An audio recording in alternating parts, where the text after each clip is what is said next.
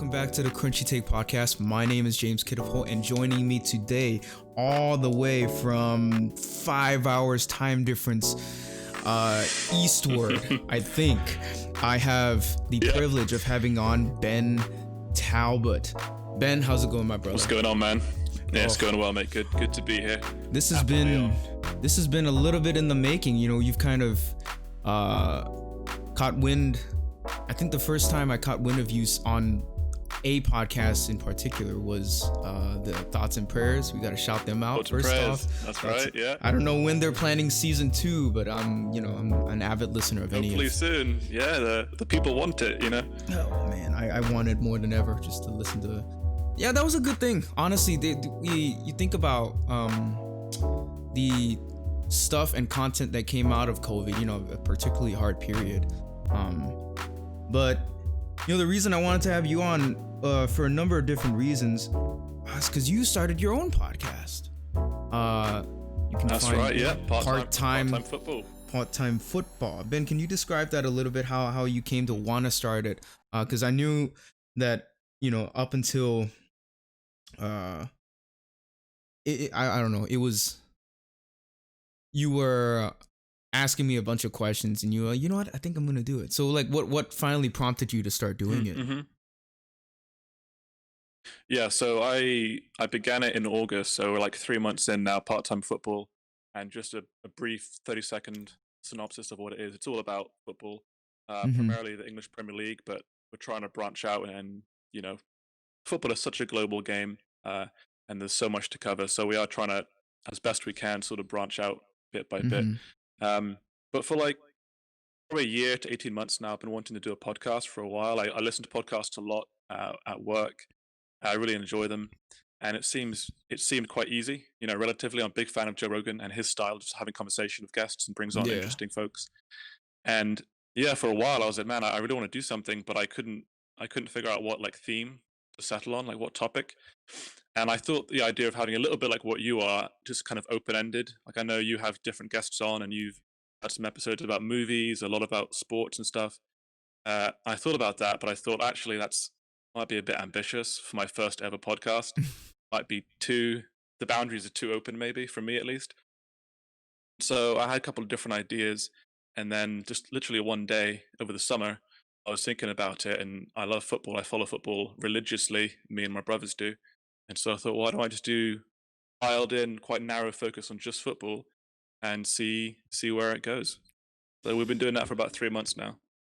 Yeah, and you know, congratulations on the 3 months. You know, I don't know. For me, it's almost the same way. Like, I was thinking, especially me wanting to be a journalist or of some kind, you know, wanting to pursue that kind of craft. It's like, I thought about it for a whole year, but at the same time, it's like, you know, having a little bit of experience under our belt, you now realize just how good some of these people are at doing it. You know, someone like Joe, who's been like, you go back all the way to, I don't know if you've ever seen the first one that he did with Brian Redband, but it was, oh man, that one was rough. But you know, you look at his numbers, the reps that guy has, you know.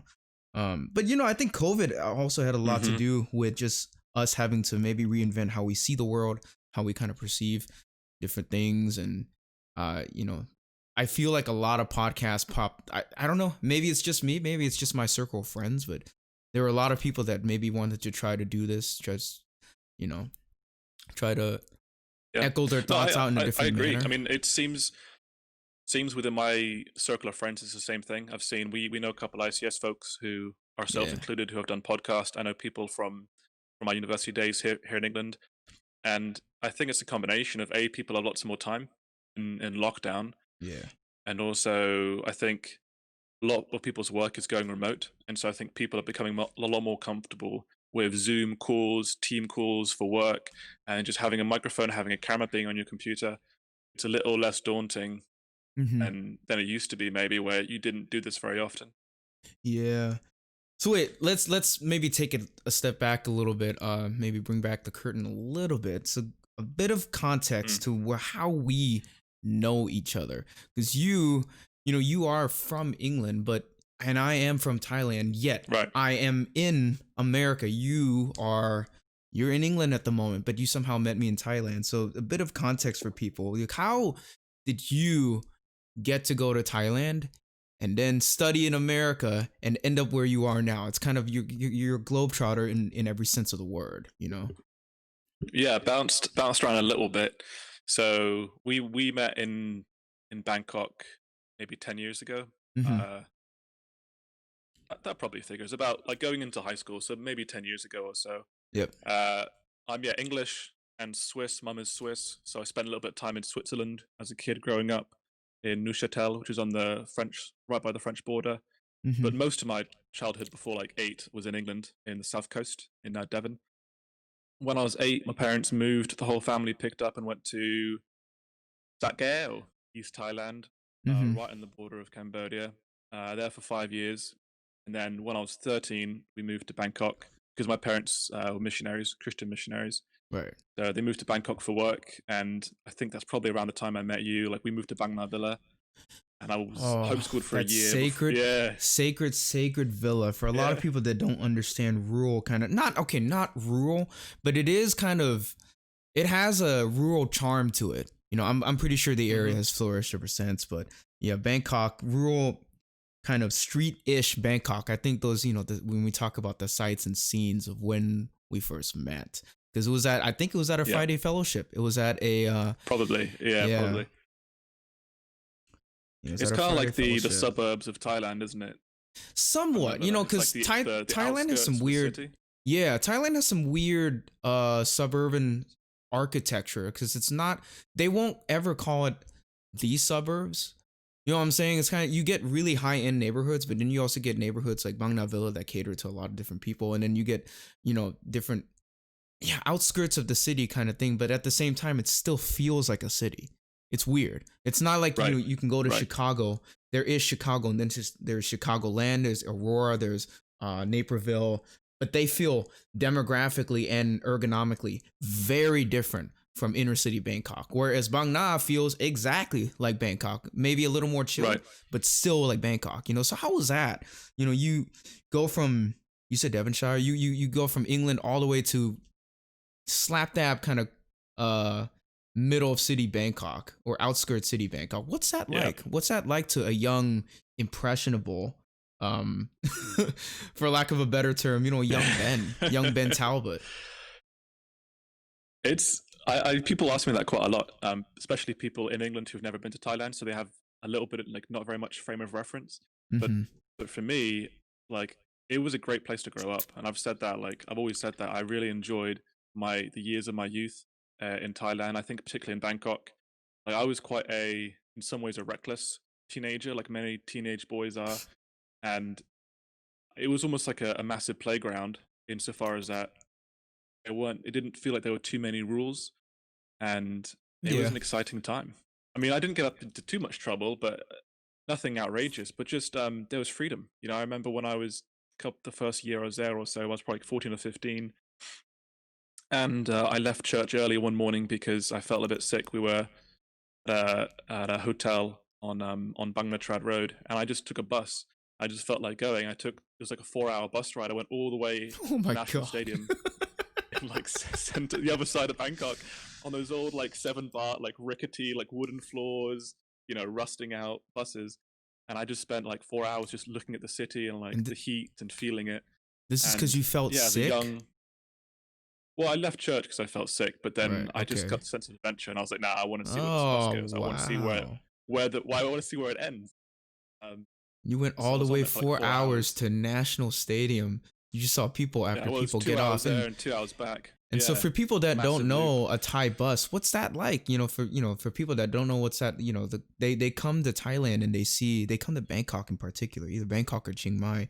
They see these buses or like kind of vans, songtao bands or whatnot. Maybe not a songtao, but you see people just crowd on them to the point where the bus is kind of tipping over or whatnot. Was that the kind of bus you were on?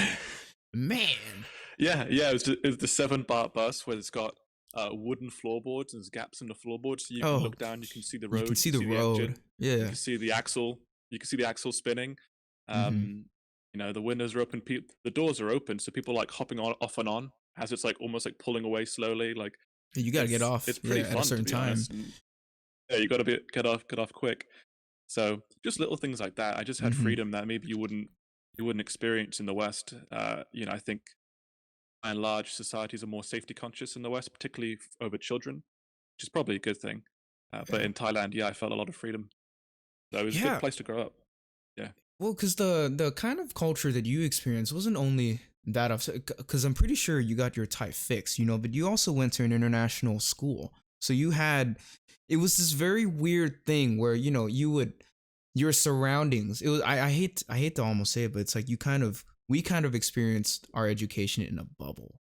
And now looking back, it's like, man, there Mm-hmm. was a lot of things that bubble shielded us from, just different um things that were going on in the city and outside the city. Because you take into context what's happening with Bangkok right now, you take what's happening with Thailand right Right. now, the same thing was happening 10 years ago, roughly around the time you came. How wild is Mm-hmm. that? And the 10 years later now, Yeah. now without getting too far into it, this is, I've never seen what's coming out of Thailand right now. I've never at any point in history seen Yeah. like Same. what's going on. What's your take on that, man? Like, do you have any thoughts on what all that is Yeah. about? I mean, I definitely want to hear your take as well after I give mine as the Sure. Thai citizen. I think yours will carry a little bit more weight. I don't know about But no, that, but you're absolutely right. I remember, I think 20. There's been several military coups, and I think there's one in 2014. And I think 2010 was the one 20, I remember most 2010 was the vividly. big one. I think that was the big one, and so I moved into Bangkok 2007. So I felt a little bit more at home. Right. By 2010, I'd been there a couple of years, Mm-hmm. and I mean, I remember seeing tanks in the streets. I remember like Yes. seeing military helicopters flying overhead. Um, I remember like watching CNN in our living room, and they were showing live scenes of Bangkok, and the buildings were on fire, and the Mm-hmm. protesters were like throwing things at the riot police. And for me, it was crazy seeing an American TV network, CNN, broadcasting Bangkok, because I felt like that's me. Like I know that street. That this is my Yeah. home. That's what it felt like. And so that was a pretty transformative moment for me. I think realizing that what we were seeing, I wasn't involved at all in it. Of course, I was a spectator. Yeah. Even as a spectator, just seeing it unfold among buildings and streets that I knew was pretty profound. And then, Mm-hmm. I mean, you're absolutely right. I've been seeing just from afar. Of course, I'm in Europe now, but seeing on Instagram and on Facebook some of my Thai friends posting and of what's going on right now, and videos of the protests. And it's really shocking because in all the time I was living there, and probably the same for you, every protest was carefully and explicitly anti-government rather than anti-monarchy, Mm-hmm. and no one would ever criticize the monarchy in Thailand. I mean, there's deep cultural taboos. It goes back. It's a very, very different culture Mm-hmm. and understanding of authority than you would find in the West. And so the fact that now people are protesting, they're quite explicit about protesting the monarchy and the government, for me is like shocking. I I want to be careful what I say because I don't know a whole lot about it. I'm very removed from it. Sure. But but as a basic principle, I'm an advocate. I would call myself an advocate for democracy, whatever the hell that means. And I think when you see particularly young people rising up and in organization and mobilizing and protesting authority, that's a good thing, and I'll almost always be on the side of that. So on that principle, I applaud what they're doing, but I also want to be careful because I don't. It's not really my Yeah, thing no, to I speak about. So I'd be understand. really interested to hear like Yeah. what your thoughts are on the current protests and the current movement. Right. Well, I think you'd be surprised because me, it's been almost the same thing. For the majority of my adult lifehood, I've been in the United States, so my world has completely shifted. Now, everything I hear from home is either through my parents, through friends, or through the random news articles that would come up occasionally. So within the past 7 years, it's been um pretty quiet, if I'm being honest, from a global kind of news perspective. And I think you kind of touched on it. It's weird seeing Thailand or Bangkok on the news. It's weird seeing American publications or British broadcasting systems broadcasting it. Mm-hmm.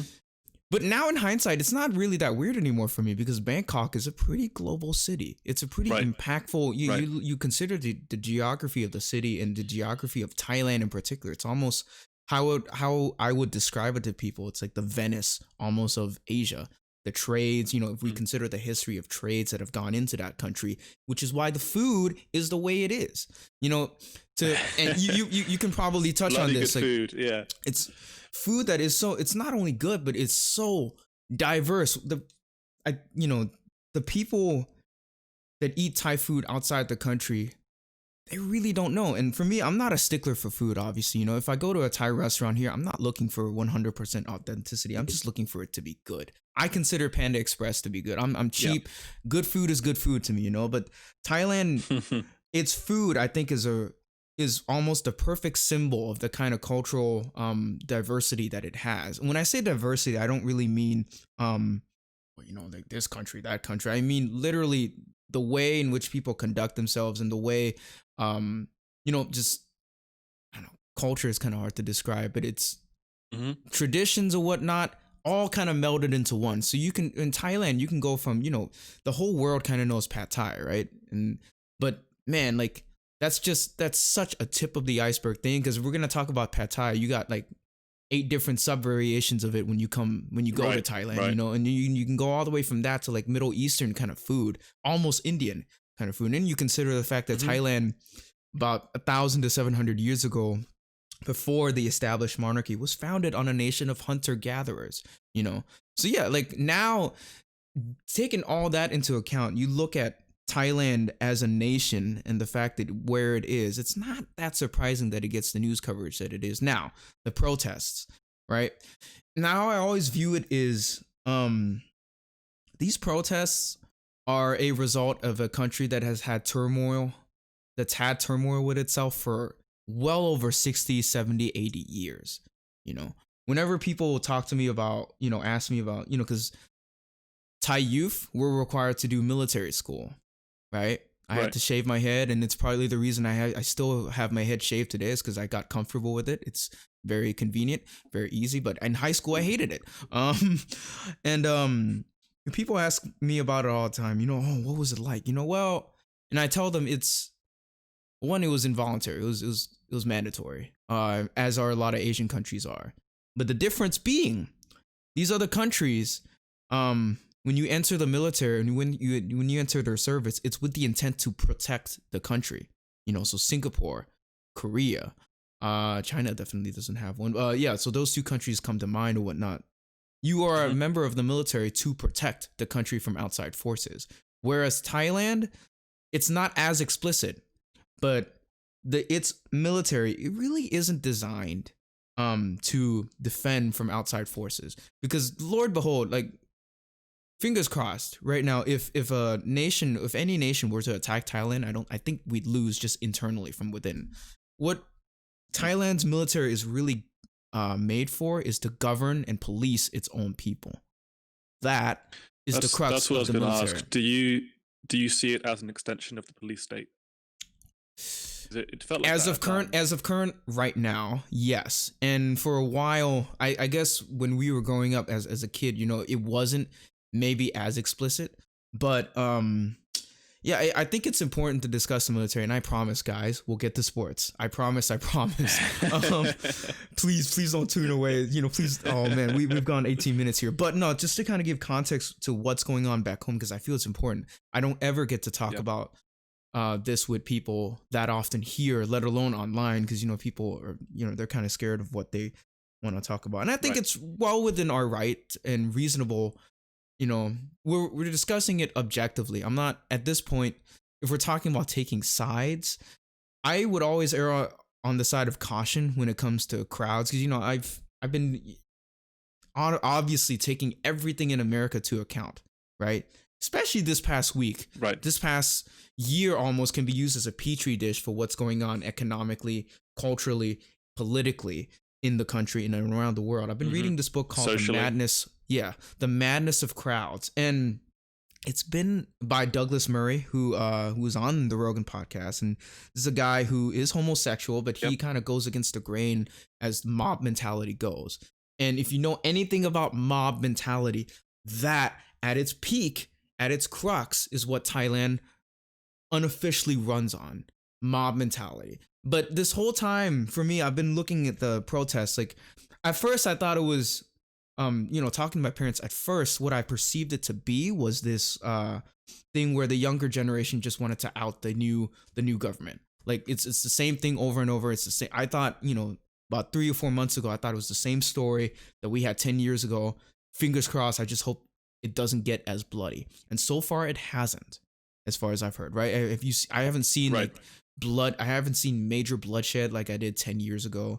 Partly because 10 years ago I think it was a little more apolitical. It was a little more actually personal for people, because you had, it was basically red shirt versus blue, yellow shirt, if you remember that. Yellow. The Yeah. whole, yeah. So people had a bit more economic stake in it, whereas this time it seems to be more of a social, like actual social upheaval, kind of like when the reform bill Mm. in England, in the early, we're talking about the breaking of the aristocracy early in the 20th century, right? That was kind of what we're, I that's kind of what's happening now, as opposed to 10 years ago. It was a real kind of political like battle, which is why a lot of people died Right. 10 years ago, Right.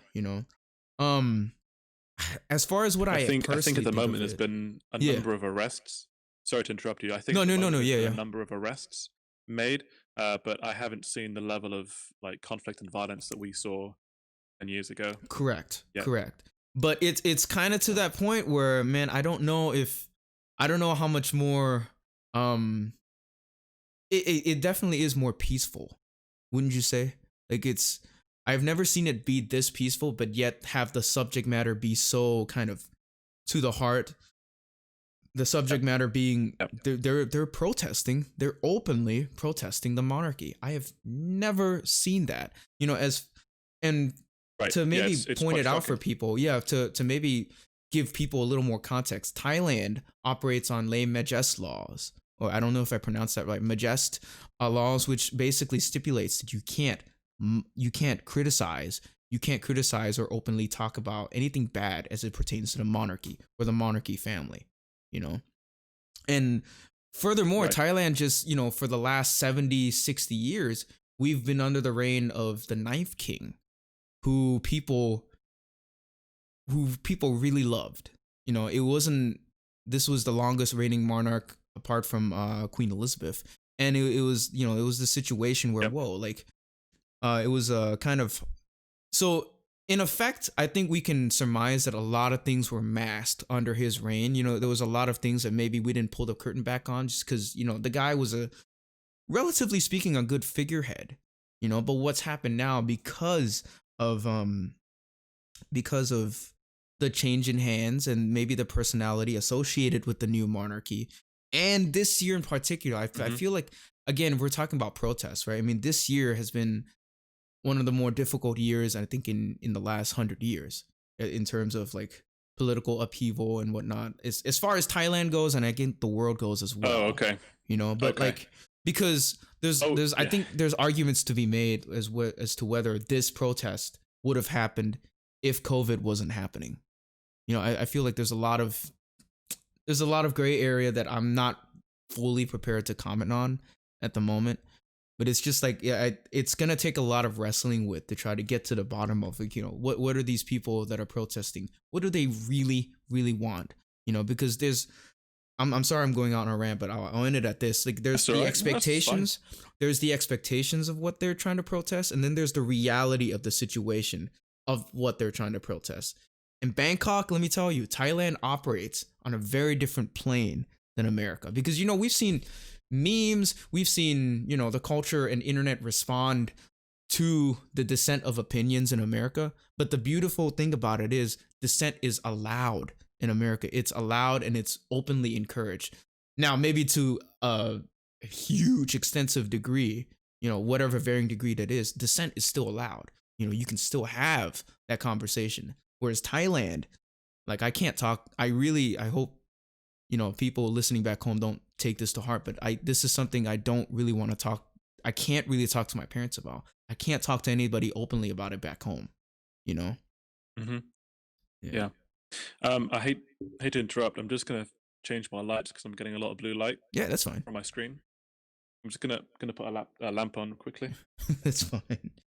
Um, it's all like, Yeah, as far for people that are listening, the reason I am wanting to talk to Ben about this particular subject isn't really so much to get too into the political vein. It's just because this guy is a guy I grew up with, from back home, and it's been a while since I really had an introspective talk from anybody who grew up with me. So, um, yeah, it's an ugly situation that's happening back home. It's not something that I want to particularly admit time to, but it is something that I want to touch on and hopefully get other people to talk about from different places in the world. And um, I am trying to get a journalist from back home on for a little mini podcast segment. She's a writer for a certain news publication that I hopefully want to get on. Um, so that'll be interesting to hear perspective from this journalist that I'm trying to get to. It seems like Ben has a better light situation now. Oh yeah, let me see more of that pretty face. Sorry oh, about that. beautiful. Yeah, oh, beautiful, even more. The sun's been setting behind me or in front of me, so the blue light from the laptop. That's so weird because I've never interviewed anybody or I've never talked really Skyped or had a phone conversation with anybody from England. So the time difference is a little bit jarring. You text me the other day like, "Yay, midnight may be a little too much." I'm like, "Ah, man," because that's right when I get off work, and it's like a five hours is honestly a little more awkward than the 12 hours that I'm used to converting from my parents. Right. Yep. But yeah, that's I think the same thing because 12 hours is quite easy because you can do morning and night. Correct. And it can be quite an easy one, but yeah, 5 or 6 can be a little bit awkward.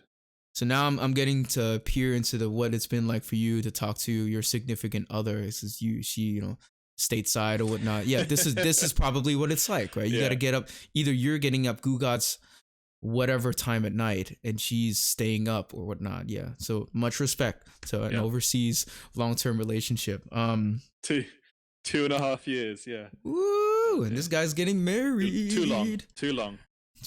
Yeah. Anyway, what we were talking about earlier, just to maybe kind of put a cap on what's going on back home, kind of taking it back to what it was like growing up there. Thailand, to maybe segue into sports a little bit. Thailand was very. Did you find it odd at all how obsessed Thailand is, or maybe just Bangkok is with soccer, despite not being very good at it? No, not at all. I football is the global sport. Yes, and it's far and away the world's most popular sport, both by number of fans, number of players, but also the geographical diversity. Yes. Literally every country in the world has some sort of professional league, and kids in every corner of the world, every favela, every neighborhood, every street corner, every mud patch, they're playing football. Every class, every color. It's remarkable how global the sport is. Quite unbelievable in some ways. So it's not surprising at all that Thailand, the kids there and people there play it, and you'll see people wearing a Messi shirt all the time or a Ronaldo shirt or something around the markets. That's very normal. Strange sometimes, I think, how some countries like Thailand, but also like even bigger ones like China and India, aren't very good at football. Like on the nationals, like the global scale, the national teams just don't do much at all, which is weird because they're very, very popular sports in those countries as well. And you have such a massive population, you'd expect them to find 11 players to get on the field. So I've thought about that quite a bit. Why isn't China like killing it at the World Cup? Why isn't India killing it at the World Cup? There's probably a number of reasons, most to do with the funding and the money involved. But really, so you say it's money and funding, because I talked to I talked to Tent earlier in the year, Breedy and whatnot, and he kind of stipulated that it has a lot to do with coaching and development and the way these different countries develop their players and athletes in general. Because Thailand has a very, I don't even know how to put it into words, but Thailand has I feel like by and large, Thailand has a very dismissive way of raising and kind of cultivating athletes, because it's not viewed. Because in the West, typically, it can be viewed, if you have the ability, right? It can be viewed as a way to make a living. But in Asian countries, for better and or for worse, it's not typically viewed. It's viewed lower on the social hierarchy for me. Which is why you don't have universities typically offering academics or sports scholarships, and if they do, it's not like a highlight. It doesn't fully cover their education and whatnot. So what do you think are some of the differences, and what do you think um yeah, are some of the differences is that how countries develop athletes? Yeah. Well, I listened to that podcast with you did with Tent. That was really Sure. I really enjoyed that one. That was good to listen to. Um, when I speak about money, I guess I'm talking about the infrastructure in Sure. place. So the investment made, from the grassroots level, from the bottom Mm-hmm. all the way to the top. In, take for example, how much money is there in the Thai Premier League in terms of the league and also the teams? How much money are they making? What's their revenue that they Right. can put back into their academies, into their training programs? There's not a whole lot.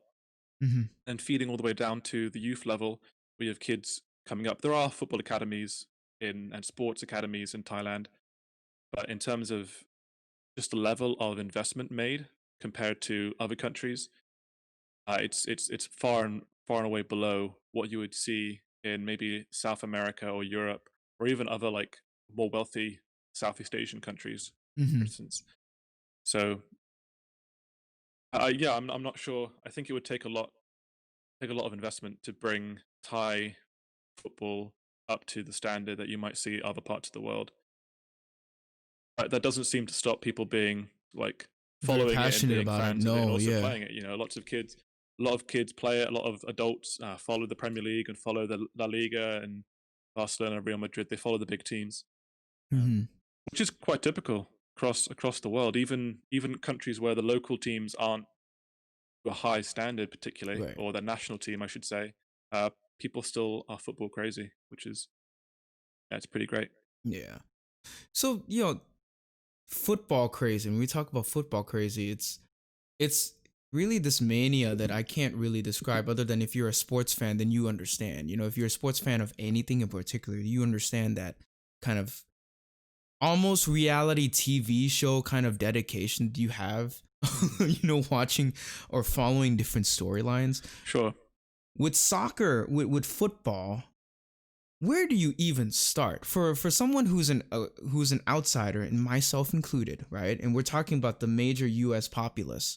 Okay, there is MOS, and the United States is, I Hmm. mean, if we're talking about women's soccer, that's also a huge thing in America, like how, I mean, how good they are and how dominant they are. But if we're talking about football, to an outsider, it's tough slash real confusing to know where to even begin. Because if I were to ask you, hey Ben, where I basketball, it's an interesting sport. Where do I start?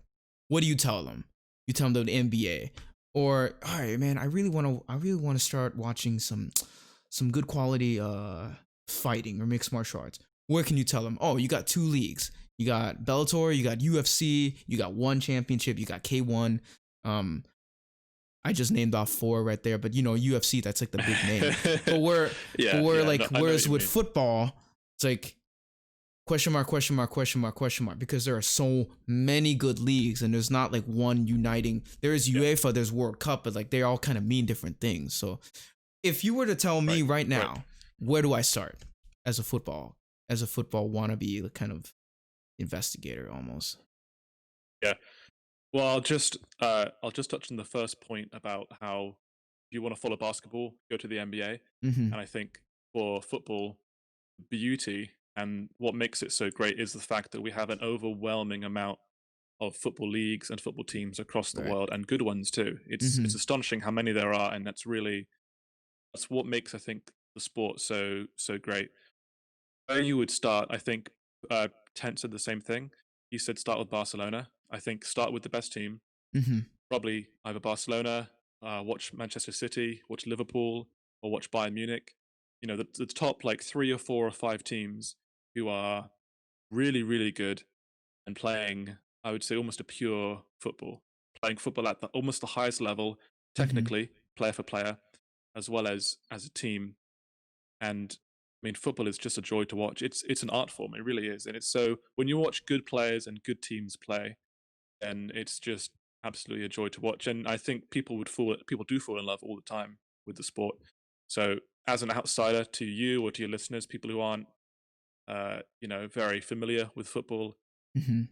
watch Bayern Munich, watch Liverpool, watch Manchester City or Barcelona, Mm-hmm. and see if it grabs you. It probably will, but just watch. So I you think, said, and go ahead. Sorry. I'll just say another selling point perhaps about football is it's pretty intuitive. It's pretty easy. It's a little bit like basketball. Sure. You put it on, everyone's seen it. You see, Mm-hmm. okay, they got the red team over here, got the blue team here. They're trying to kick it in that goal, and they're trying to kick it in the other goal, and that's Mm-hmm. pretty much it. So as a new person watching it, it's pretty intuitive to pick up what they're trying to do. Obviously, as you get more, it gets a bit more complicated as you dig into it. Right. It's not like American football where you have like the downs and you have the different things going on, or baseball where Yeah. it's just there's all different rules being thrown in. Football, for a large part, it's pretty easy to follow. Yeah. So you said something about pure football. Okay, because yeah, it almost sounded like you were talking about the standard to which the game is set. And the reason I said the NBA earlier is because I'll point it out like this. If you go to a high school game, that's a game of basketball. It can be a pretty good game of basketball. If you go to a college game, oh, that's a really good game of basketball. D1. But man, if you go to an NBA game, there's something different. It is the game of basketball. What those guys are doing kind of sets the tone for what every kid wants to mimic Mm-hmm. and what it's the standard. It's basically that, when Steph Curry, established himself as the best shooter in the world, guess what kids started to do? They started to warm up at the 3-point line, which would really get on my nerves because I'm as a coach, sometimes you're trying to get kids to work Right. on their form up close. So you say pure football. What do you mean by that? Like what makes pure football what it is, like mechanical wise, and then like maybe viewing wise as well. There is no right answer. Mm-hmm. There is football is played different ways in different parts of the world, and partly that's because football has been played in most areas for over 100 years, Mm-hmm. and so you have almost organic evolutions. Football began in England in the 1850s, but like the 1870s, Argentina had their own league, and they were beginning, and it spread to South America, and so Mm-hmm. you had football evolving and developing in Europe in the early 1900s. In Eastern Europe and Hungary, they were one of the best teams in the world for a while. In Western Europe, and then you Mm-hmm. almost had almost the same sport, but a whole different branch, if you will, was evolving and developing in Brazil, in Uruguay, in Argentina, in the early to mid 1900s. And Right. so, to your question about what is pure football, it's not as easy or as simple as the NBA, where you have we got playoffs, we got Lakers, and we got maybe not the Bucks right now, but you have when LeBron was on the Heat, like there with the East, and you have it's not quite as simple as that because you have in football teams are playing very very different ways, Right. and they've almost developed different identities. I think people in the modern era recognize Pep Guardiola. He's currently coaching Manchester City. Yes. Before that, he was at Bayern Munich, one of the top ones, and before that, where he really got his golden medals was at Barcelona. Right. And Barcelona of the sort of late 2000s to early 2010s, like 2009 to 2012, 2013 sort of time period, that half decade, Mm-hmm. they were probably the best team, probably the world's ever seen, that Barcelona team. Really? And they would Barcelona play, team of what year? oh What yeah, year? probably 2009 to 2011 would be the most specific time Okay. period. But you could widen the envelope a few years on either side. So that half decade Mm-hmm. at the turn of the 2010s, I mean, they won everything they could possibly win, and they played just beautiful, attractive, attacking football. Uh, they called it tiki taka, take the ball, pass the ball. It was just passing, possession-based football in Mm. triangles, and they would just make movements that you couldn't really believe they were doing, and they would pass the ball in triangles and always be moving. And I mean, they had Lionel Messi, they had Xavi, they had Iniesta, some of the best passes in the history of the sport. So you could take that and you could say that is the purest form of football. Mm-hmm. Then you can also look at AC Milan in the 1980s. You can look at Ajax in the 70s under Johan Cruyff. You could look at Man United in the late 90s, Arsenal. I mean, these are just tremendous teams were top of the world, and if you're talking about the best teams ever, they would all be in the conversation. But they all had very different styles, different Mm-hmm. identities, different ways of winning, and so there really isn't one purist form of football. And for me, that's what makes it so intriguing as a follower and as an observer. I love like reading about the history of the game because it's so rich. There's so much substance there. There's so much to read about and dig into. Yeah. So yeah, I love it. I love it. Yeah, that's the beauty of sports. It's the fact that it's such well, something like soccer, it's an old school thing, but it's still constantly kind of evolving, right? It's the same thing with basketball, or Right. what we might get to in a little bit MMA. Whereas you have, basketball, when there is no pure form of basketball as well, because some people prefer the rich, gritty kind of '90s style, really aggressive Mm-hmm. defense almost. Some people prefer hero ball. Some people prefer team ball, like the Spurs. Some people despise a player like LeBron James simply because he can do anything he wants at any given time. There's nothing you can do about it, by and large. So but with soccer, yeah, what Mm-hmm. with football, what are the different camps? Because with basketball, and I'm using basketball as a kind of catalyst comparison because maybe it's the easiest. Oh, a hoop and a goal. Ergonomically, it's both similar and very Right. different at the same time. So with basketball, you have different camps of what people like. What are the different camps that people like in football? Like shooting heavy or passing Right. heavy or solo heavy? Is it the same thing or? Uh, they have. There's quite a few different camps. I think the biggest ones, and a lot of countries will have almost like a national identity, Mm-hmm. and part of that is because a lot of the big countries or the strong countries, footballing nations, have very robust and developed domestic leagues, Right. as well as their national team. A lot of the big footballing powerhouses have a national team where they always have coaches. Italy will always have an Italian coach. Mm-hmm. Argentina will always have an Argentinian national coach, and they kind of keep that sense of Grounded traditionalism. continuity and Right. yeah, tradition, national identity. This is the way we play. Mm-hmm. But some of the big ones, to answer your question, I think you look at England, Right. and we have been known since the 1940s, really It's coming 1930s, home. footballing wise, as big, physical, strong, fast-paced football. People talk about the Mm. Premier League a little bit arrogantly sometimes, but they talk about the Premier League as being the most physical league in the world, most dominant league in the world, where punching tackles, if you're not strong enough, you're not going to survive. So maybe like kind of like 90s basketball, like physical, hard, that kind of style. Sure. Then on the continent, in Europe, particularly like in Spain, for example, there's a lot more. There's a emphasis on elegance and finesse, and so they play a lot of possession-based football, where it's about being a bit more intelligent and not about physical strength. I mean, the Barcelona team I mentioned and Mm-hmm. the three players I mentioned, Messi, Iniesta, and Xavi, they're all like 5'7", 5'8", or something. I mean, they're all slim, small figures, Mm-hmm. but they're magicians. They're magicians with the ball. And then you look at, I won't go through all of them, but you look at Italy, for example. Italy are renowned to be much more tactical, much more organized. They're Mm-hmm. always a very, very strong defensive team. And yeah, I suppose the national values of being being organized and set up correctly and tactically sound, tactically complex makes Italian teams very hard to break down, Mm-hmm. maybe a little bit boring at times. So you have all different camps, yeah. Right. And then in South America, particularly in Brazil and Argentina, there's a big emphasis on flair and on creativity, and they develop players like Neymar, for instance, who's Brazilian's top player right now, probably, and a lot more about dribbling and beating the man and having a bit of flourish with it, a bit more style, a bit more swagger. So yeah, there's all different ways that countries have developed and emphasize football. Yeah, with football, I've always that was honestly the first organized sport that I got into. I feel like for a lot of people that's kind of their gateway. Basketball, football, but football, because I think my history with it for me is I've never really been able to keep up. The reason I'm not into it as my peers are and my peers were in whether in primary school or um afterwards is because I always struggled, I think, in Thailand to follow what was going on in that world. I think in 5th grade I was an Arsenal fan. I was Newcastle, Arsenal, whatnot. But then after, and then Mm-hmm. from childhood, I think my favorite player ever would be Ronaldinho. Just the way that, oh man, that guy.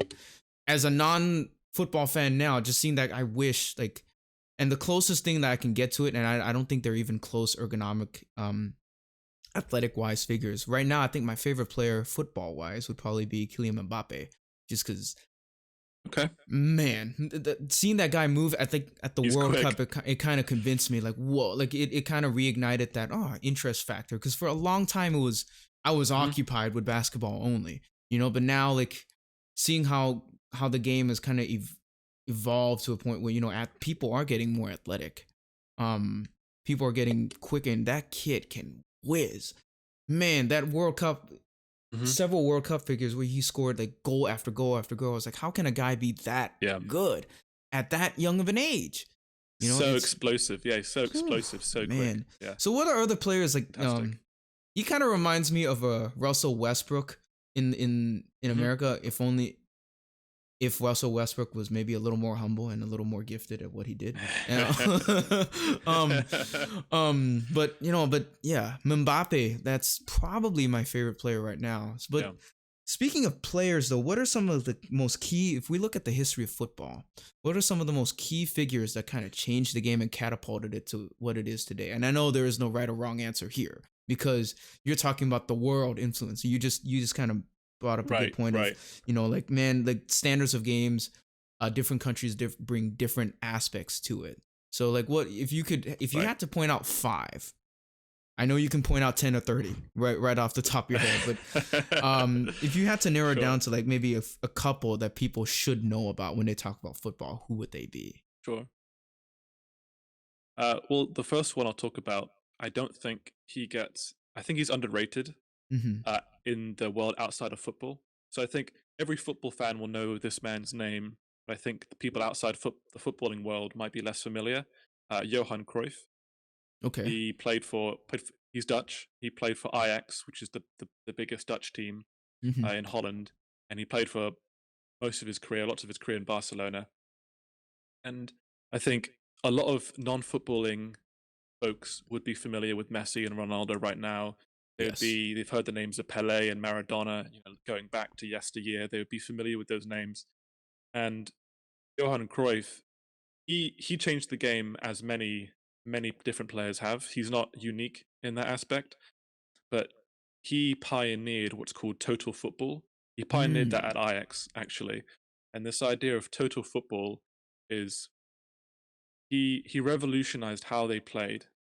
Mm-hmm. In effectively, he made football more attractive and more fun to watch, and more Hmm. the beauty of the game, the elegance of the game was emphasized under his sort of leadership.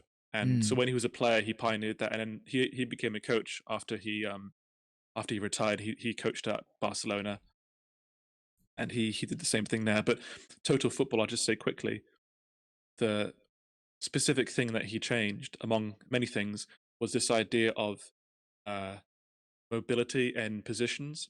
So Hmm. four players would typically have one. If you're the right winger, you're the right winger, and you You're move the up, right up and down winger, the right right? wing. Mm-hmm. If you're center attacking mid, you sit in the middle of the park and you play balls. People had positions that were sort of scripted, Right. and I wouldn't say set in stone because football is always moving. But if you watch highlights of Ajax back in the 70s and the Mm-hmm. Dutch national team as well, because he played for the Dutch national team, he was their captain, and you'd literally have almost like a roaming players where in the middle of an attack, the left winger would move to the right wing, the centre attacking mid would move up top to where the forward would be, and they would just be almost like a merry-go-round, and they're passing the ball and they're rotating, and the defending team would have no idea like what the hell to do about Mm. it, because you're expecting to mark that man, and you're tasked to mark him, and you have your whole game plan to mark this chap, and then they're just moving things around, Mm-hmm. and it was really attractive as a neutral, as a fan to watch, really fun to watch. They were also really good as well, which helps. And he led the Netherlands to the World Cup final. They lost, unfortunately. I think they lost to Germany, but I'm not entirely sure. That'd be 1974. I'd have to double check, but I believe they lost to Germany. Mm-hmm. Um, so he didn't get his World Cup winners medal, but he transformed the way where they played, and Pep Guardiola, the manager for Man City as well as Barcelona, who I mentioned a while ago, Hmm. he's regarded as probably one of the best managers in world football right now, and probably one of the top ever. And he was tutored by Johan Cruyff, and a lot of his footballing genius, I would say, he actually Hmm. attributes back to Johan Cruyff and what he learned under him. So yeah, one maybe underrated player who transformed the game in some way would be him, I'd say. It sounds kind of like you're describing I it sounds kind of like you're describing the Magic Johnson slash Larry Bird of the football world as far as position. You talk about positionless, right? Or the kind Mm-hmm. of breaking off the tradition of positions, because that's pretty much the question I was going to ask you next. So, soccer is football is a very kind of position heavy sport. If you're a striker, you're a striker. If you're a defender, you're a defender. But it sounds kind of like you're saying that this guy, Cruyff, he was able to um, break away from that a little bit and make players play multiple dimensions of the ball. Is that accurate in Mm-hmm. saying, or is it kind of? Yeah, yeah. He wasn't the only person to do this, Mm-hmm. but I will say he pioneered in a brand new way. So he's probably the most recognizable Right. figure for that. Yeah. Yeah. So when you say position, so would you say to this day, the modern game as it is, are positions still like huge? Or are we now seeing players that can play multiple positions and be good at both? Um, is that slowly evolving into a different thing, or is it still kind of he's that guy? Because reason I ask, because strikers and midfielders, I guess they get a lot of shine.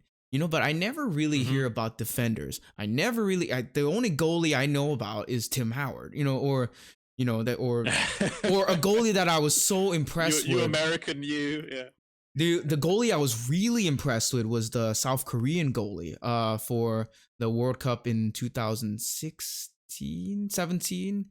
Um World Cup World Cup in 18, I think. I'm sorry. 18. 18, yeah, that would have been the Yeah. World Cup, yeah. Man, that South Korean goalie was fantastic. But there are these players in basketball where they just don't get as much shine because they don't Yeah. typically play the most, you know, pretty positions. So what are some of those more underrated players? The more defensive heavy football players, whatnot.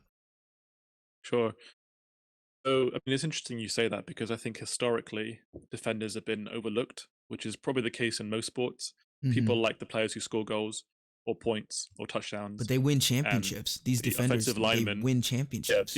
the offensive lineman protecting Tom Brady while Tom Brady's throwing touchdown passes doesn't get much, love, even Exactly. though they're just in some ways just as integral. Same is true for most sports.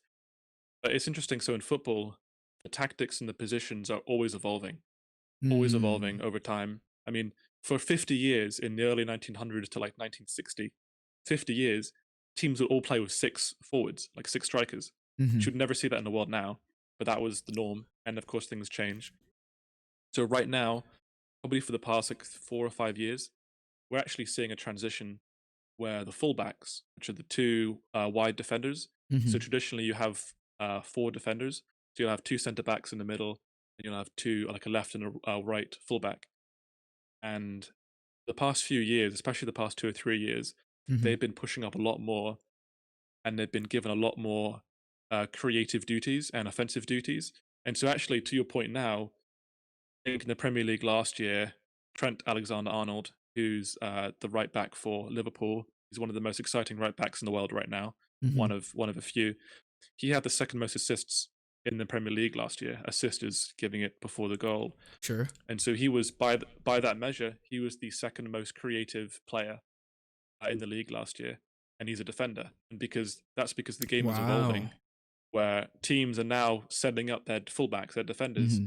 to whip crosses in and to be part of the build-up. You wouldn't have seen that 10 years ago. So that's another example of the evolution of the game.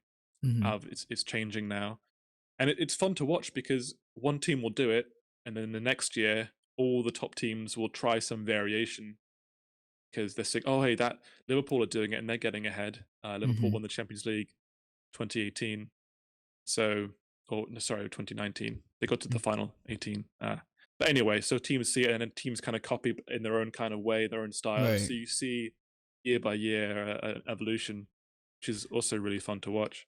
Yeah. I wish there It's was probably the some. same for most sports, I think. Yeah, I wish there was more of that because it seems like for football, it evolves so quickly and rapidly because you have so many different leagues that are trying to do their own thing, that are trying not only trying to do their own thing, they're trying to take what other people are doing and perfect it. They're trying to, I, I'll get better at it and beat you with your game. I think with basketball, it isn't quite so apparent because it's okay. Now I say basketball, there is Euro basket, which by the way, European basketball I think is growing to a rate that we've never really seen it before, and it's unprecedented how good these European players are. Just like you could name right now, I think honestly the best big man in the NBA is Nikola Jokic. Like Right. these Slavic people, man. Where are these people coming from? It's amazing, and just back to what I was saying about tactics or whatnot. I wish there was more diversity in the NBA because right now you probably know it's the biggest thing is the 3-point line. The metrics are all about Right. shooters. We want more shooters, and it's really only because this one team did it so much better than other people to the point where teams are developing their whole strategy. They're drafting players. They're bringing in different players. Marketing wise, they're developing players specifically to beat this one team. Whereas in Right. football, if you're only worrying about one team, whereas in basketball, if you only worry about one team, you could win the championship. If let's say Right. Denver really wanted to, if all they focused on was the Lakers, they might well win the championship. Whereas with football, it's like you got to worry about so many different aspects. So to me, Right. this is eye opening to me because now you're kind of painting this picture of football being this very mechanical, different. It's almost like the beauty of baseball. Mm-hmm. The mechanical aspect of baseball combined with the athleticism of track and field. Just kind of very. It's so fluid and Yes. there's so many different dimensions. I just want to add on that because I agree completely, and I follow American sports as well. But for me, really, what contributes to, I would say, a rich tapestry of football Mm-hmm. is the fact that you have different leagues who are all competitive and strong and powerful. Whereas in the NBA, to your point, you have 30 teams playing. Mm-hmm. They all play each other every year. I think they play each other like 4 times a year or something. And if you're in division, Yeah. it's more. Like you're playing the same teams again and again and again, Mm-hmm. and it's almost like you're all in the same bowl. You're in the same mixing bowl, and so you Mm-hmm. might have one team like the Warriors with Steph Curry, try a new tactic. It's not long before everyone's doing the exact same thing. Whereas in football, I know I keep banging on about it, but you have La Liga in Spain, you have the Right. Bundesliga in Germany, And they're you their have the own Premier League in leagues. England. Right. They're their own leagues, and it's like a different bowl, and they're playing each other every year, and then the best of the best play each other, and so I think you just have a lot more room for experimentation and for the evolutionary tree to branch out in different ways. It's not as uniform. It's not as monoculture in football. You have just a diversity of kind of what we were saying before. There's no one pure way of playing football because Italians will tell you they're playing it the pure way, and the Argentinians will tell you they're playing it the pure way, and they're two very different ways. So Mm-hmm.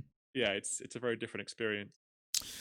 Yeah, it's you talk about leagues. They're actually leagues within their own. When you say the best play the best, so maybe spell it out for me a little bit how that comes to be. So you have these different leagues.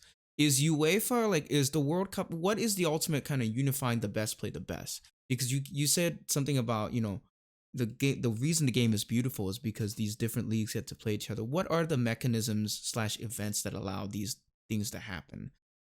Because I really don't know. Like UEFA, all I know is World Cup. All I know is FIFA World, like FIFA World Cup. That's like the big Mm-hmm. one that everyone Yeah. kind of harps on, right? But that's still not really like because you're taking the nation itself and the players that play for each clubs that come together, and it's not maybe the best pure football. Whereas I feel so yeah. Yeah. How Yeah. do the Yeah. best get to play the best? Sure, sure. So every country has their domestic leagues. So Mm-hmm. I'll give England as an example. England, you have 5 leagues, like Mm-hmm. 5 tiers. You have the Premier League at the top, then you have the Championship, you have League One, League Two, and you have the conference below. So you have Mm-hmm. 5 levels, tiers, and in total that's 92 teams.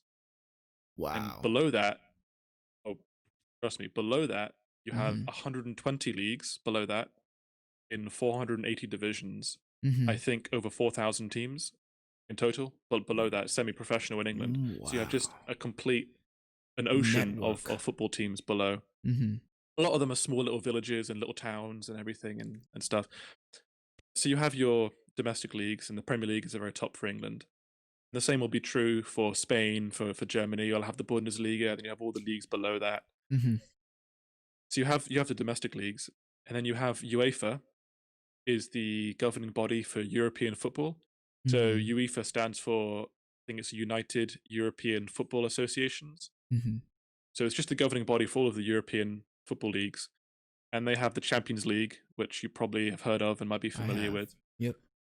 The Champions League every year is the best 32 teams from across Europe.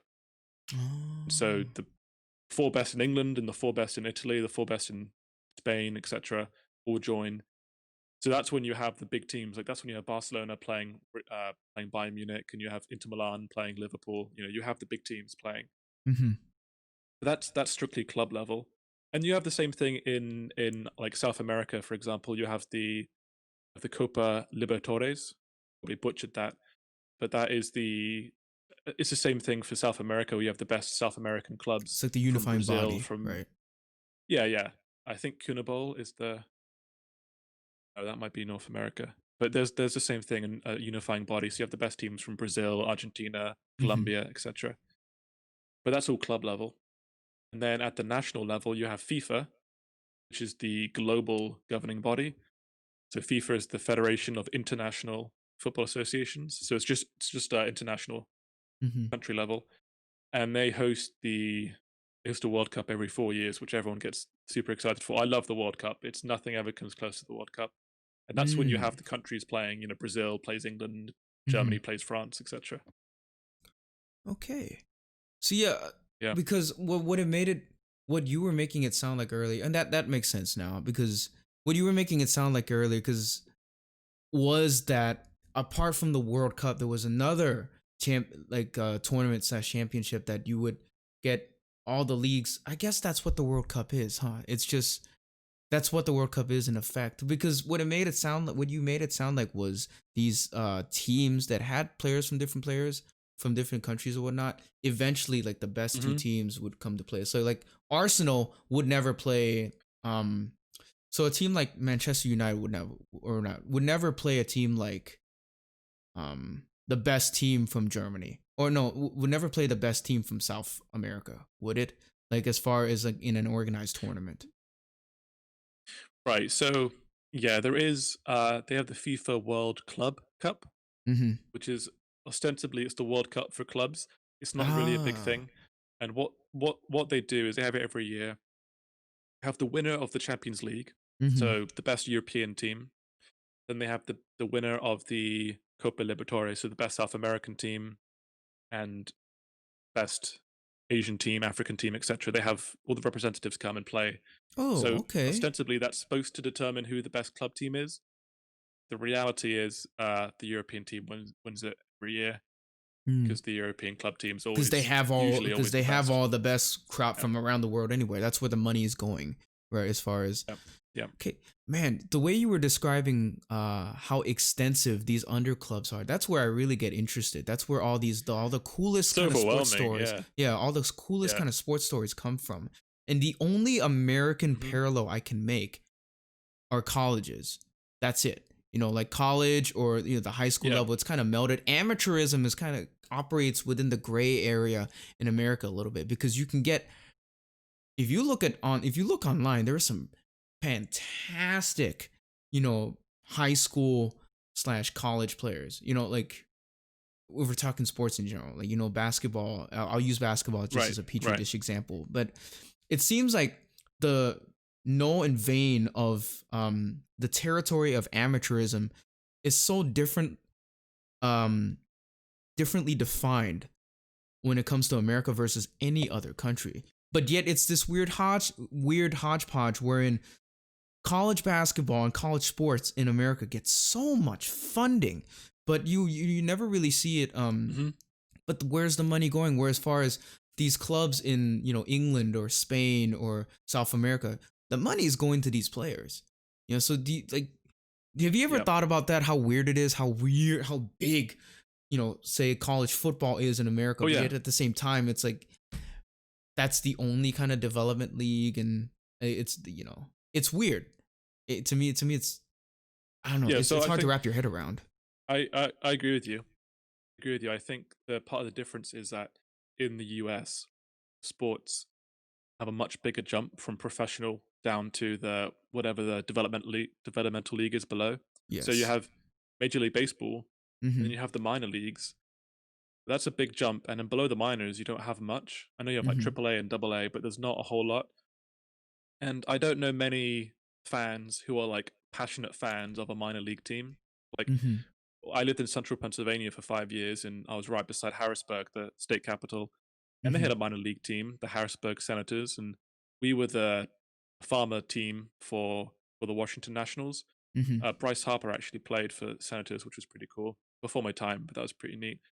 But like, would go a few times and have a beer and have a hot dog, and people were there and have a good time. But people Mm-hmm. weren't really fans of Harrisburg Senators. It was just farmer team. Mm-hmm. But in the UK, we have a much smoother gradient from the top, Premier League all the way Ah. down. There's a lot more steps to get down, and so like my local team, I live in Exeter, city of maybe 100,000 people, and our local club Exeter FC is in League Two, which is confusingly the fourth tier down. So we're the fourth tier. We're not Right. very Right. good, Okay. Okay. but But you guys get before COVID, I would support. go. Oh Yeah. yeah, I would go almost every Saturday before COVID. Saturday 3 o'clock kickoff. Oh, that sounds so We'd usually fun. have 5 or 6 thousand Mm-hmm. with us. For the big games, 9,000. So not a whole lot of people, 5 or 6 thousand, but people come there to support the team. They always bring drums. We have a standing section where I Oh always stand, man. and I always stand right in front of, call themselves the Red Legion, is our like hardcore fan base. So you have the Red Legion. They have Wow. these massive banners, Mm-hmm. and they bring in drums, and so they're playing drums the entire game. They bring in flares and flags. So I'm always standing right in front of them. So from behind me is just a pulse rate of a drum beat for the entire football match. Oh, And we're all that. singing. We're all singing in Oh unison. We're all standing and singing man. for the entire 90 minutes. Because the difference is we're not as fans, and we're not there to be entertained. We're supporters, and we're there to support our team. So we have a responsibility to motivate our team and to get our team going. We're not sitting back with a hot dog and saying, "Oh, do something, entertain us." We we're there and we're rowdy and we're loud and we're singing to really, we feel like we have a role to play in the team. I forget where I was going with that, but No, no, man, that it's really touches on interesting. something I really wanted to ask you about. Was just fandom culture slash sports watching culture. You go to a live game, right? I Mm-hmm. gather you've been to a handful of American Yeah, I've events. been to Yeah, NBA, I've been to NBA. baseball, But man, you hockey. look at Yeah. you look at the footage. I've only ever been able to see it online on YouTube. The songs, the songs at these Oh yeah, stadiums, the atmosphere, flares, like light up flares, and drums. it looks Yeah. like a mini protest. It looks like things could get a little weird. Like, so Yeah. how do you learn these songs? Are these songs like local to each team? Is that how it works? Every team has their own songs. Yeah. You'll have a Ah. lot of the same like themes, the same Mm-hmm. tunes, and then the hardcore fan bases will change the lyrics Oh. depending on your team. So you'll sing for your players, and we'll change the lyrics for the opposing team. So we'll sing against their players or against their coach. We'll swap in lyrics for whoever we're playing, Mm-hmm. which is a lot of fun.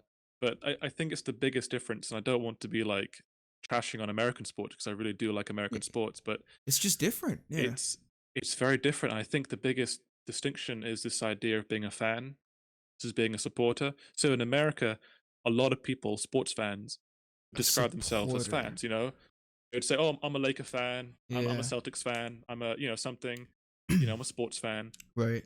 In England, you would ask, "Who do you support?" If you're talking about football, like, what Oh team do you support? wow. and you would say, oh, I'm a Liverpool supporter, I'm a Man United supporter.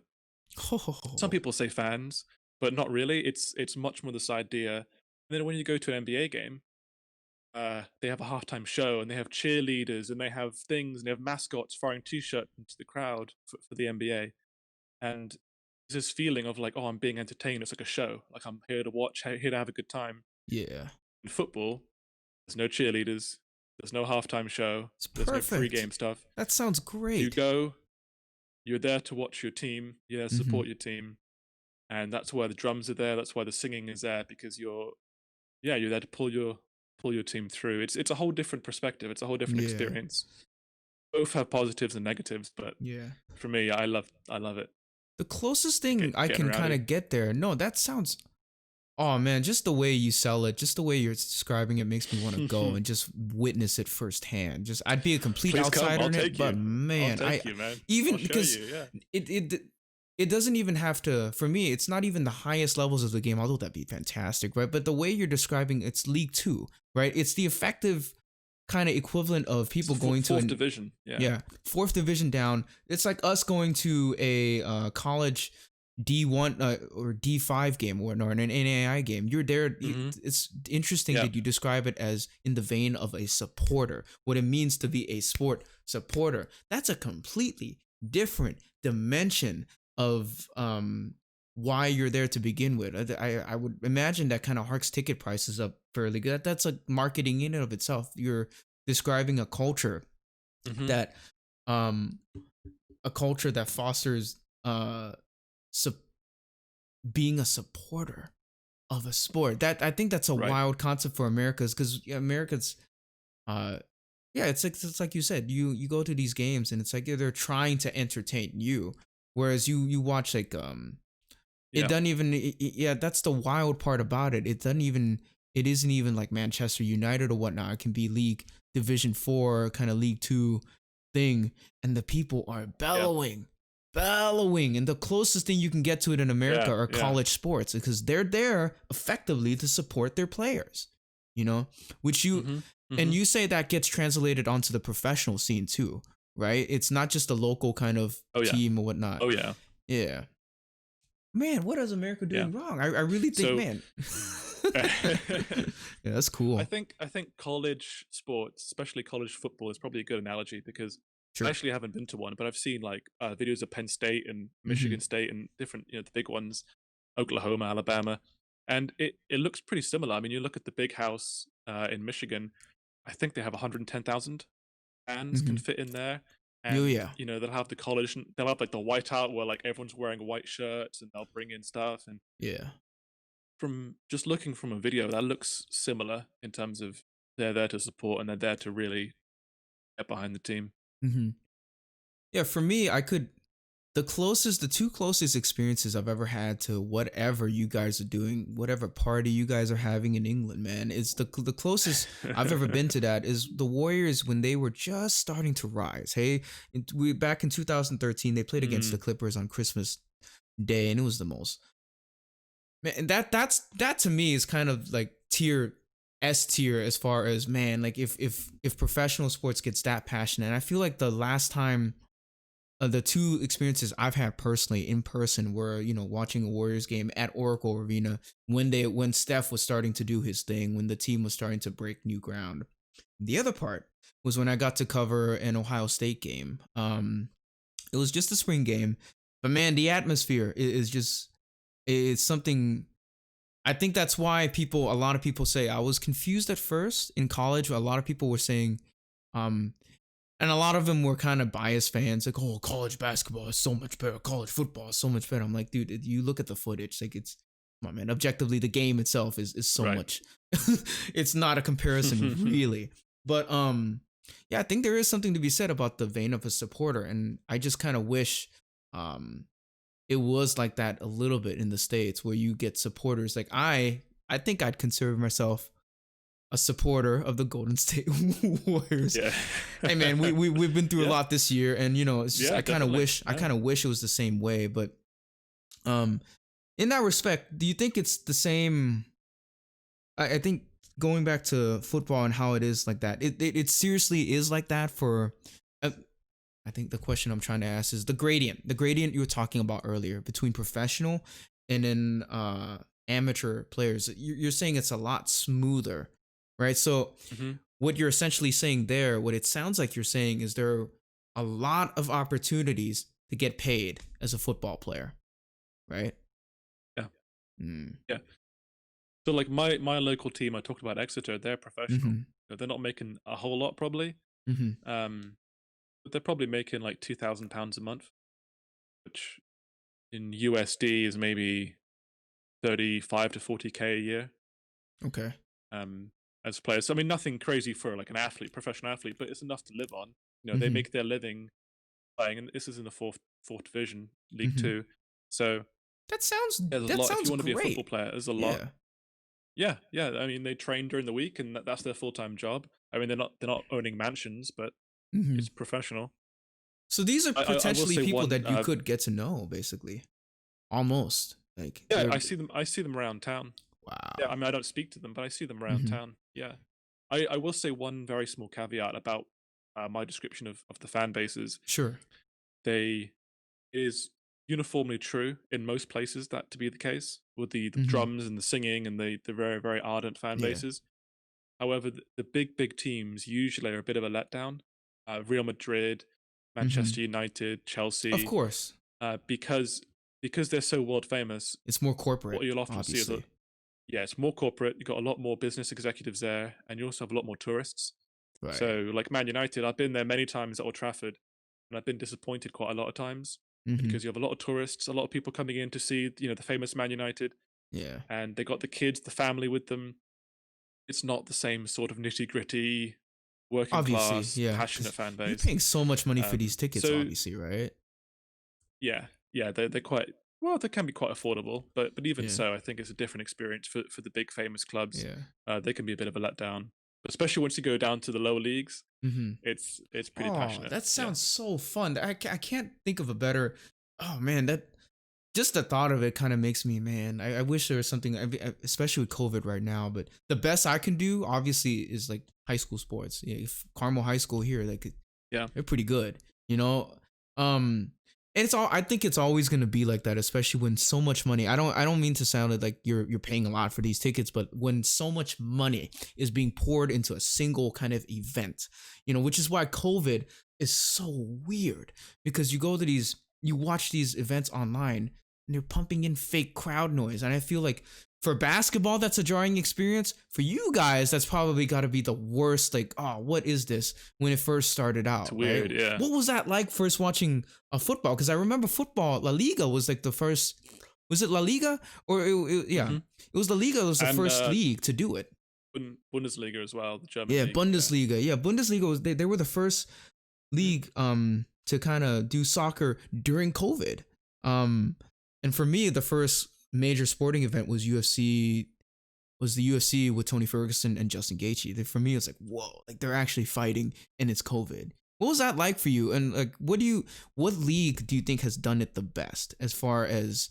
And I asked the sports reporter slash columnist last week this very same question. What you watch a lot of sports, right? And Mhm. you've been able to witness it a lot. Which sport slash league do you think has done the best job at kind of uh not only maintaining the safety of their players but also still delivering on the Like product? recreating the experience. Yeah, Yeah. either recreating the experience or giving the fans like the product basically.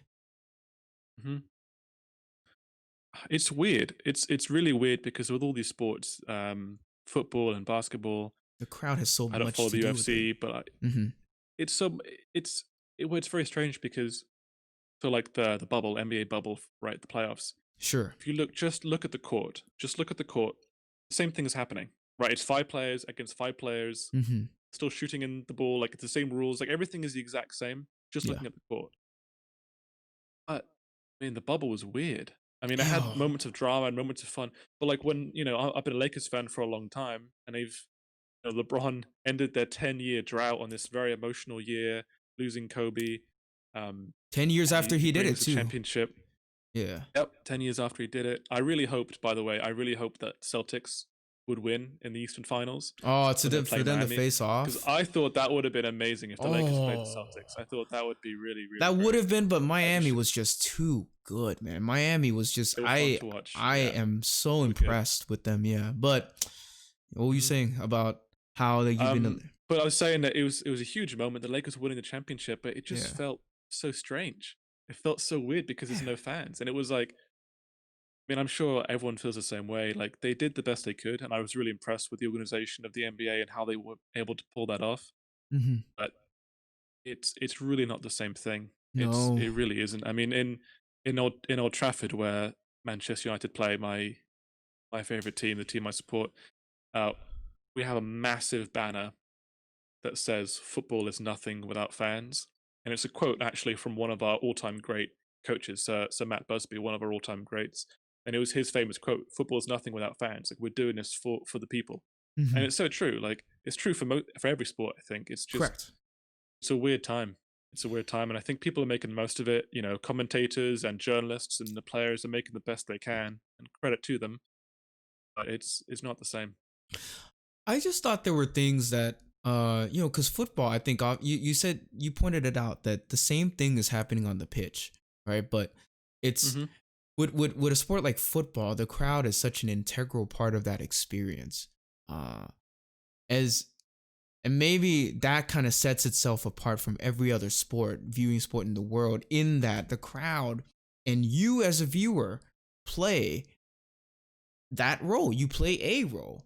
Whereas Yeah. other sports you go to be entertained. With basketball, I thought the few things they could have adjusted to make it real, like an actual inexperience of itself. I thought they could have maybe toned down the crowd kind of recreation simulation a little bit. I complained about this a lot, Yeah. and I'm still kind of salty about it now. Although as the games went Do by, you like do you mean the noise? You mean the audio, or do you mean the like the the screams? artificial crowd noise and the screen. I'm not, yeah, and the screens of fans just watching. I thought, to me, because as sports fans, we always think of different scenarios for our sports, right? We always think of different scenarios for our players. Like, hey, what would happen if you took the best players in the world and just put them in an empty gym and you got to be a fly on the wall for that? What would that be like? That'd be, if you told me that, Yeah. that'd be incredible. Like, hey, they're just gonna play in a high school gym, and yeah, you get to watch that. You get to hear everything they're saying. And to me, audio was a huge part of how, like, that could have been so much better as far as the NBA, like, really fleshing out the product. Now, of course, they are owned by Disney. They are owned by a governing body that doesn't want swearing, that doesn't want these different things to be heard, because it's inevitable Right. on a sports. At the highest levels of the game, you're going to have these highly intense competitive moments. And in these moments, people swear. I feel like swearing is half the reason why they, because it's that uncanny valley thing where you were watching earlier. It's like anytime a player scores, a DJ is up in the booth pressing yay. Like there's no booing. Like the booing, there's no booing. That's weird. LeBron James shooting a free throw in the pivotal moments of the game, and there's no booing. It's just, it's weird. And I feel like the league did that, especially it came after watching the Last Dance documentary, with Michael Jordan, just like an up close and personal account. And that documentary is one of the best sports documentaries I've ever seen, just because it's so raw. You have players dropping F-bombs all over the place. Now, I won't advocate for that. It's really good. I'm not advocating for that, but that's the reality of the field. It's highly competitive and it's raw and it's men battling and duking out. I feel like a lot of sports leagues, I don't know as much about football, but like in America, they've really tried to recreate the fan experience from home. And I feel like that's that right there is the integral problem. They're trying to create the fan experience, whereas football, it's like the supporter experience. What's that like? You can't recreate that at all. But I feel like the one league that has done it best, not only the best, but they've kind of made it into a different product, almost like you can't recreate this even with fans, is the UFC. Why? Oh, really? Because they don't censor anything. That's the incredible part of it. Is they don't. When ESPN acquired the UFC, they kept the UFC maintained that it would market its fights their way. They would sell their fights their way, and they would carry out their events, their pay-per-views, their own way. The only difference is they're doing it every single Saturday. Every Saturday has an event, right? But the thing they did Whoa. right for me was they didn't dumb down the audio, because when you're watching a fight with a bunch of people, you don't really hear the thwacks, or you don't really. But man, that first fight, I don't know if Right. you watched it, you could hear everything. And I thought it was beautiful. And I thought, man, you won't That be must able to be recreate. weird. It is Yeah. weird, and it was brutal, and yet it made the product, like, in a weird way, even better than if fans were there. Now, obviously, like, come on, like, Yep. I don't really want to see Conor McGregor fight without a crowd. I think that's just kind of, that's heartbreaking to think of. He needs it, doesn't he? Oh no, he doesn't Yeah. only need it, but man, like, you hear like ole ole, ole, like, I don't know why that became a thing with Yeah. Conor or whatnot. Yeah, just my little rant. I really feel like, man, like, there's still so much room to improve as far as in the current time that we have now, Yeah. with COVID still being a huge thing. I just hope they continue to find ways to make stuff better in terms of broadcasting. Anyway, I really hope we can go back in soon. yeah. So what's it like in England sports right now, events. Exeter? Are you still not able to go to games, or are they still not doing anything? Is it socially distanced? Because football, NFL, sometimes, or college football, they'll have really kind of evenly spaced out fans, and not many people will go, not many people can go. What's it like currently for you guys? We were starting to taper toward having 30% capacity at stadiums. Mm-hmm. So in October, we began having some trial runs of like 2,000 or 3,000 fans. Mm-hmm. Excuse me, back in the stadiums. But now, the UK, we've just entered a second lockdown. Like most of Europe and the US, our cases are spiking again. It looks like a second wave or a third wave. Mm-hmm. And yeah, we've shut down the entire country for another month, just starting last week. So like a real legitimate yeah, shutdown. they've restaurants closed, pubs closed, shops are closed. Yeah. Every non-essential business is shut down for a month. So they're trying to do like a circuit breaker before Christmas to try and help with the Christmas period. But yeah, so going back to football stadiums has been cut again, which I know there's bigger things to worry about, but just because we're talking about football, it's on my mind. Next summer, the Euros have been postponed. So the Euros are for the countries in Europe, and it's a really big tournament, second only to the World Cup, right, in my estimation. Mm-hmm. And I actually have tickets to England's home opener. We play Croatia in the home opener. Oh, that's Wembley gonna be Stadium. cool whenever that happens. 90,000 fans. I got tickets for myself and my three brothers. Got 4 tickets, and we're going to be there. So I hope we're allowed in. Like, I hope they let fans in. Whenever that happens, against Croatia too. Jeez, that's like, that was another team I really, because obviously they made it to the finals, right? But yeah, that year I heard a lot of memes. 2018, I think the slogan was "It's coming home." What can you give me the background on? Yeah. What is that? What because some people get very emotional, some people get very upset when I say that. But what does that mean for you guys? Yeah. So we sing at every tournament. It began for the 1996 Euros, and that was the theme song of that tournament. And it's the idea that the thing is, football's coming home, and it's the idea that England, we invented football. We are the mother of football in some ways. But for a long time, we have been terrible. Like, we on the national stage, we won the World Cup in 1966, and then the 50 years since then we've done nothing. And so it's been since mid 60s, so like 50 years. Okay. Coming up on a bit longer. We haven't won anything as a national team. And so in 1996, England was the host of the Euros. It was all played in England. And it was the idea that football's coming home, we're going to win the trophy, and it's going to come back to its rightful place. We didn't win. We lost on penalties to Germany in the semi-finals, which was sucks. Heartbreaking. That's the worst opponent to lose to, too. Like, historically, are you kidding me? Rivals. Yeah, bitterest rivals. And could have won that. So that was our theme song for that tournament, and then it's just come back every tournament we sing it, and it's our anthem. It's our it's our cry to bring football home. Mm-hmm. So next year Next year, we'll bring it man. home. Hey, There's man. always next year. Yeah. If Cleveland can win a freaking NBA championship, wow. I Yep. mean, they had LeBron, but I mean, yeah, We can do it. I feel like y'all can do it. If you Yeah. kind of in closing here, because I'm sensing, um, you've watched sports for a while. If you had to name 3 to 5 of the most impactful sports figures in your life, who would that be? As far as, and they don't even have to be professional. They can be people you played with as well.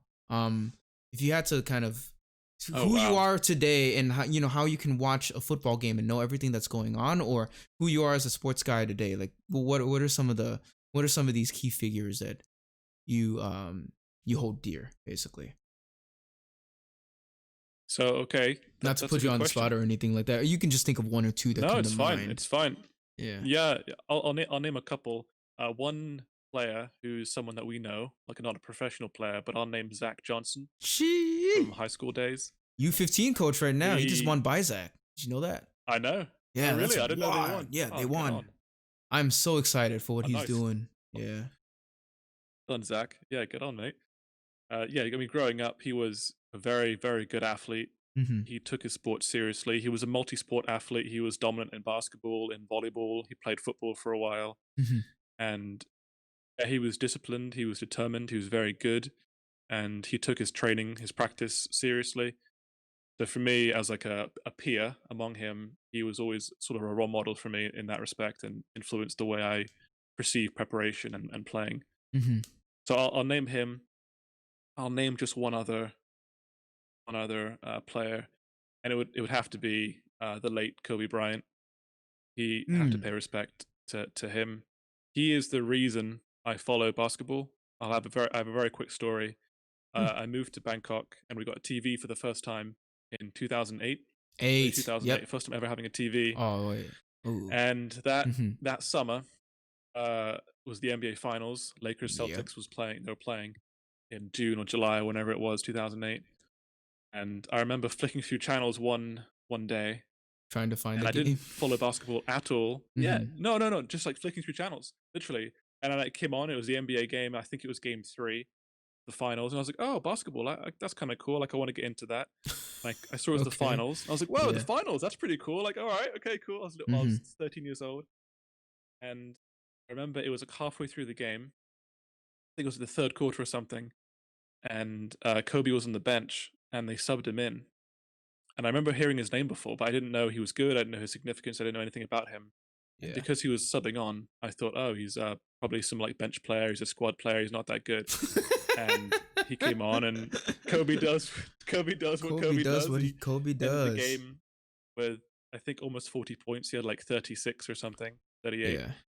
Yeah. And he captivated me. So ever since then, he's been my sporting icon. I've adored Kobe. He was heartbroken in January Yeah. Me too, to hear man. his news.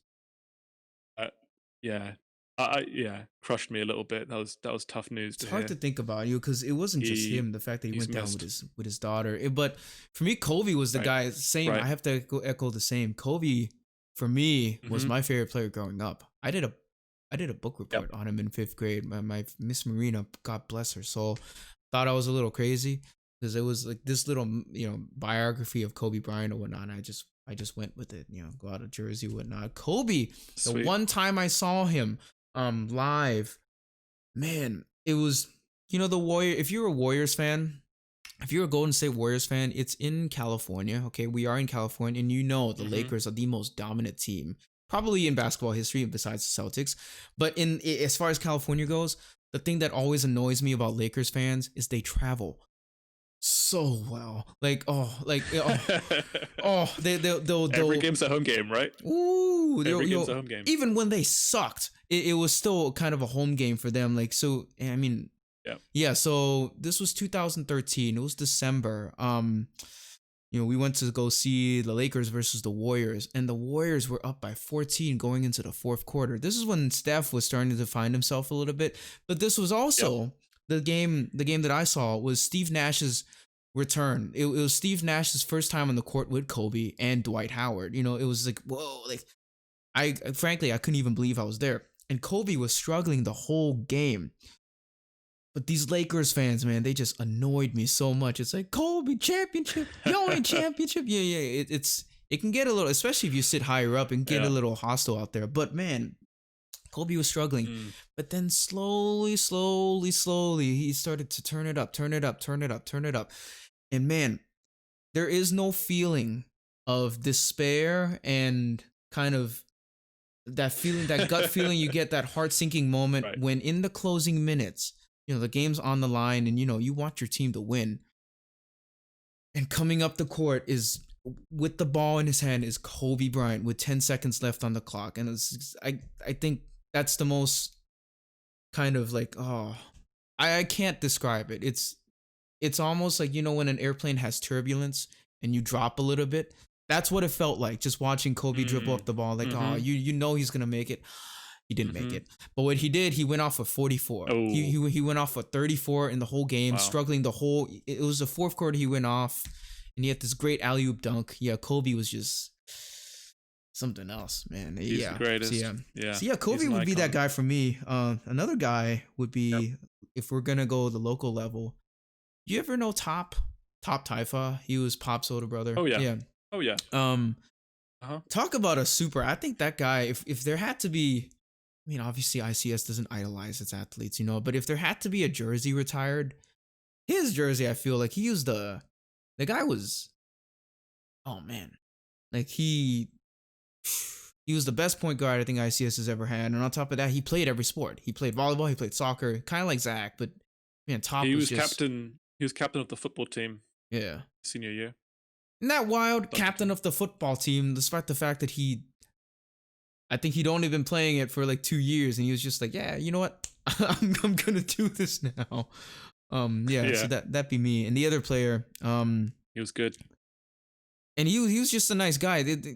I feel like the consistency between these athletes, Zach or Top or whatnot, it's the fact that they were very good athletes, but they prioritize people more, and that's what I really appreciated about these two athletes that we kind of grew up around. And yeah, they just, I feel like I don't know where this came from, but it's just, yeah, they kind of impacted the way we fell in love with the game, which is important, because there are lots of sports fans across the world that didn't grow up playing the sport, so they don't, they missed out on the chance to kind of go up around, or maybe they had a bad childhood. I just feel like we, in a sense, were lucky to grow up in a culture that fostered that kind of love for the game, and we could have fun with it, both competing wise and viewership wise.